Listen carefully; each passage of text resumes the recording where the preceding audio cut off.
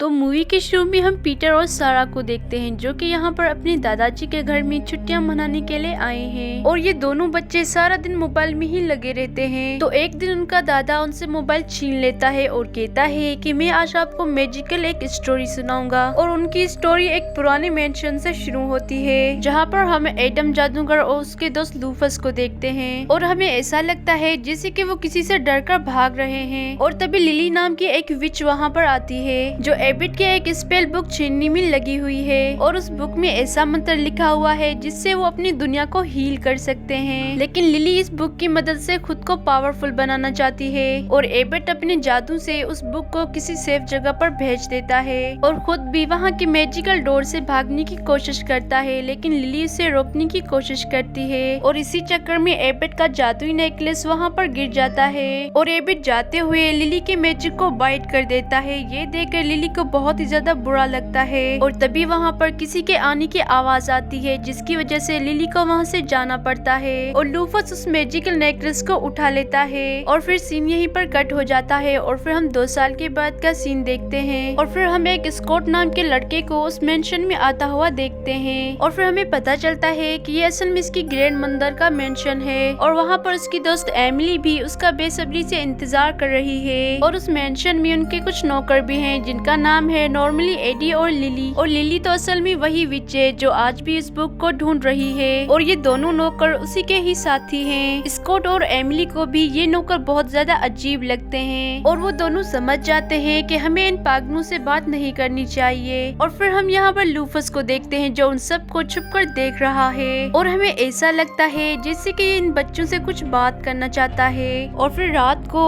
Emily और Scott को सोते हुए कुछ आवाज सुनाई देती है। जाकर देखने पर उन्हें पता चलता है कि ये नौकर तो अभी भी जाग रहे हैं। स्कॉट और एमिली को ये देखकर बहुत ज्यादा अजीब लगता है कि ये इतनी रात को भी सोए नहीं हैं। लेकिन लिली उन बच्चों से कहती है कि हम तो यहाँ पर बस कुछ बुक्स ही पढ़ने आए थे और ये कहकर वो उन बच्चों को भगा देती है। लेकिन स्कॉट और एमिली को दाल में कुछ काला लगता है और फिर वो दोनों बच्चे एक ऐसे कमरे में जाते हैं जो काफी टाइम से बंद पड़ा हुआ है और अंदर आने पर उनका सामना लूफस से होता है। लूफस को देखकर वो दोनों बच्चे बहुत ज्यादा डर जाते हैं और लूफस भी उनको देखकर छुपने की कोशिश करता है लेकिन जल्दी ही वो उनके सामने आ जाता है और वो दोनों बच्चे लूफस को बोलता हुआ देखकर बहुत ही ज्यादा हैरान हो जाते हैं। और लूफस उन बच्चों से कहता है कि मैं कोई एलियन नहीं हूँ बल्कि इंटेलिजेंट एक जीव हूँ। और लूफस स्कॉट से कहता है कि मैं तुम्हारी फैमिली के बारे में सब कुछ जानता हूँ। ये सुनकर स्कॉट को तो कुछ समझ में ही नहीं आ रहा है और तभी लूफस उससे कहता है कि तुम्हारे दादाजी ने मुझे बताया था कि तुम भी उनकी तरह बहुत ही ज्यादा बहादुर हो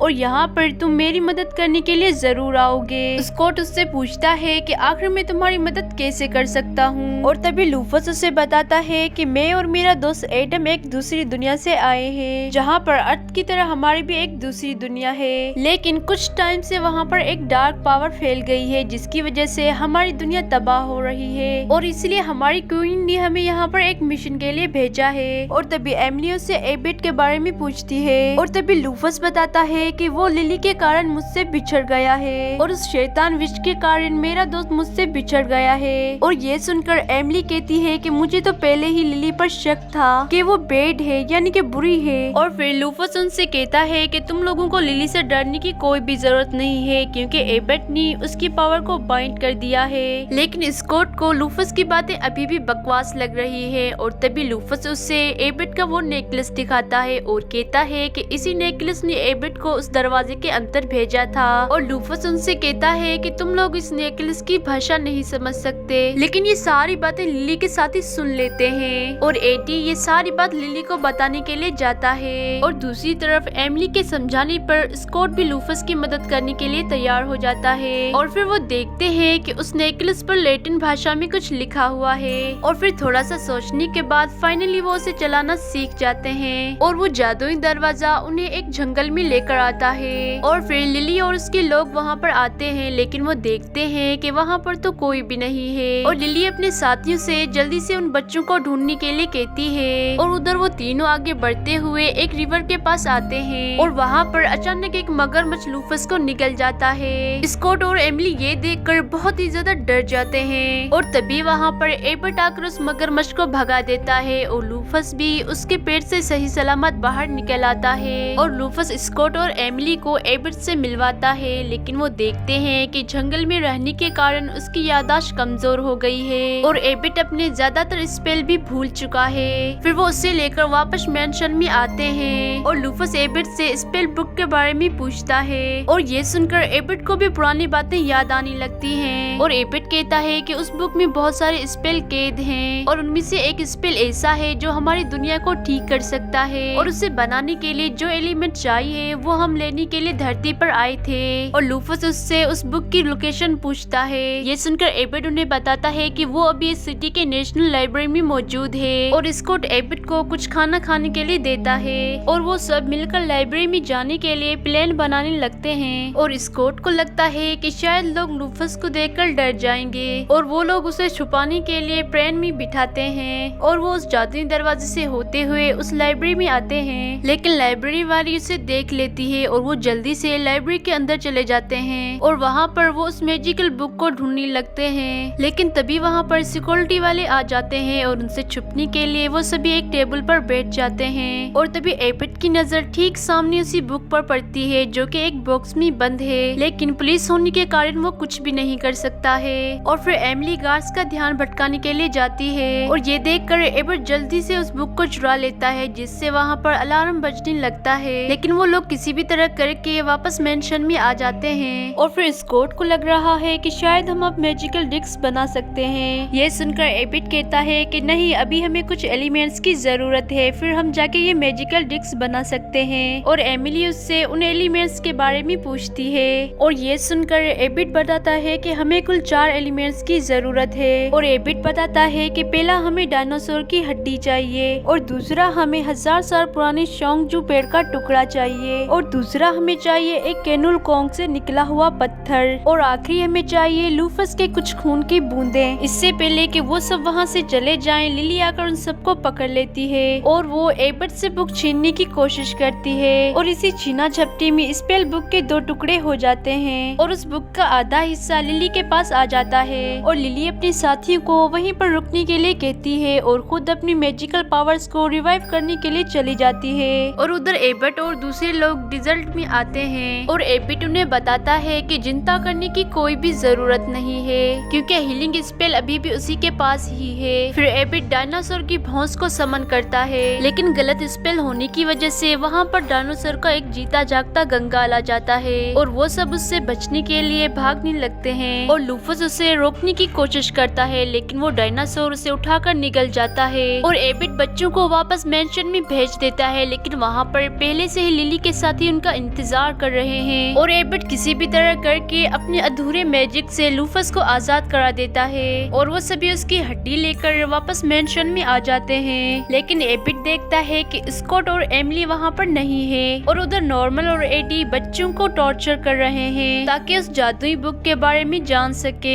और तभी वहाँ पर लूफस और एबर्ट आकर उन दोनों बच्चों को बचा लेते हैं और फिर एबर्ट उन बच्चों को बताता है कि हमारा अगला एलिमेंट एक मैजिकल फॉरेस्ट में है जहाँ पर हमें एक पार्क के जरिए जाना होगा और फिर हम लिली को देखते हैं जो कि उस बुक की मदद से एक पोशन बनाती है और उसे पीते ही उसका मैजिक वापस आ जाता है और लिली एबर्ट को रोकने के लिए निकल जाती है और एबर्ट पार्क में मैजिकल रास्ते को खोलता है और वहाँ से होते हुए वो मैजिकल फॉरेस्ट में पहुँच जाते हैं और वहाँ पर एबर्ट उन्हें बताता है कि हमारी दुनिया भी अर्थ ही जैसी थी लेकिन हमने उसे इग्नोर करना शुरू कर दिया जिसकी वजह से हमारी दुनिया डिस्ट्रॉय यानी कि तबाह होने लगी और वो उन्हें इस तरह गलती करने से बचने के लिए कहता है और फिर जल्दी ही वो सभी लोग उस पेड़ तक पहुंच जाते हैं और लूफस ऊपर उस पेड़ के टुकड़े को तोड़ने के लिए जाता है लेकिन तभी वहाँ पर एक बड़ा साउल उसे उठाकर वहाँ से ले जाने लगता है और एबर्ट लूफस को बचाने के लिए बड़ी मुश्किल से एक स्पेल याद करता है लेकिन वो देखते हैं कि खुद उस आउल ने उसे छोड़ दिया है और वहाँ से निकलकर वो वापस मेंशन में आते हैं जहाँ पर लिली उनका पहले से ही इंतजार कर रही है और लिली और एबर्ट अपनी मैजिक से एक दूसरे के ऊपर अटैक करने लगते हैं लेकिन लिली एबर्ट की पावर के सामने टिक नहीं पाती है और वो वहाँ से निकलकर अपने तीसरे एलिमेंट के पास आ जाते हैं और ये असल में वर्ल्ड के आखिर बना वोल्केनोल है और यहाँ से उन्हें वो स्टोन हासिल करना है और दूसरी तरफ हम देखते हैं कि लिली के साथ ही उसकी मदद करने से साफ इनकार कर देते हैं। ये सुनकर लिली को बहुत ज्यादा गुस्सा आ जाता है और वो उन दोनों को माउस में बदल देती है और फिर वो एबिट को रोकने के लिए निकल जाती है। और फिर हम देखते हैं कि एबिट और उसके दोस्तों को वो स्टोन मिल चुका है।